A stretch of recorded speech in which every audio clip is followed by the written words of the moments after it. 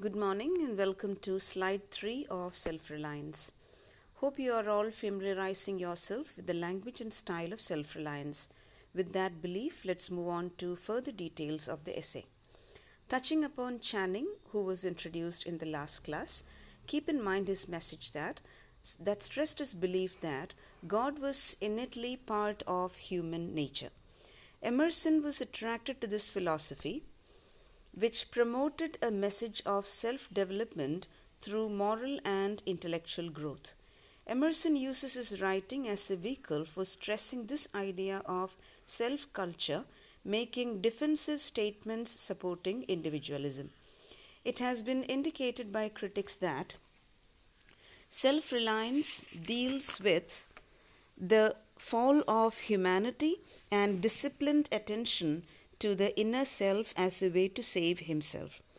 According to Emerson, one must value the flashes of individual insight more than those of famous writers and philosophers. A mature thinker realizes that originality of thought is the way to greatness. Emerson asserts that by adulthood, people are conditioned to look through other people's eyes, which usually leads to unhappy conformism. When Emerson states in the essay, I quote from Self Reliance, accept the place the divine self has found for you, unquote, he is taking the reader or listener to the need for self acceptance. Reliance on the self and acceptance of the self are keys to achieving that oneness with God which the transcendentalists believed in.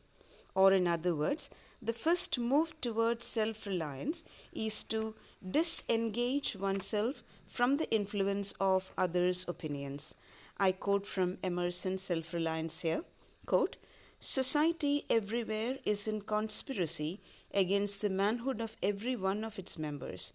Society is a joint stock company in which the members agree for the better, securing office bread to each shareholder to surrender the liberty and culture of the eater.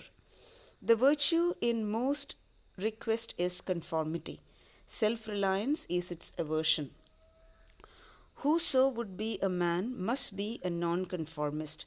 Nothing is at last sacred but the integrity of your own mind. Unquote. In the essay, Emerson boldly states that society has an adverse effect on a person's growth. Self sufficiency gives a person in society the freedom they need to discover one's true self and attain one's true independence. The second step involves trusting oneself, trusting instincts more and reasoned judgment less. When one has to undergo laborious arguments, one is liable to be mastered by forces alien to oneself. Now, based on this listening, think about these questions. What are we getting closer to? Is it closer to Calvinism or Unitarianism or Quakerism or individualism? Can you now look at it as an easy philosophy? Think of two words, egocentricity and egotism. Does this look a practical philosophy to you? What was its impact on American society? Keep thinking, keep reading. Have a good day.